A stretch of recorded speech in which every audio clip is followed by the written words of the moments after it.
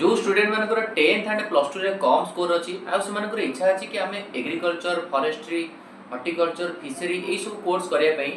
आपण मान पाखे गोटे बढ़िया ऑप्शन अच्छी जो एग्जाम द्वारा आपंकर कौन कैरियर मार्क दरकार पड़ेनी CUET common university entrance test CUET 2026 जब आप दौरान आपंकर 10th and plus two mark किसी भी मैटर करेनी आप एग्जाम क्वालिफाई करेंगे आराम एग्रीकल्चर करेंगे कौटी करेंगे ओयूटी भी करेंगे आम स्टेट रे सेंट्रल यूनिवर्सिटी ओडिशा कोरापुट जो अच्छी सेठी भी आप एग्रीकल्चर फॉरेस्ट्री करेंगे आउ आपण मैंने ऑल इंडिया रे 70+ एग्रीकल्चरल यूनिवर्सिटी अच्छी सेठी जाइए आप एडमिशन करेंगे तेणुकर सीयूईटी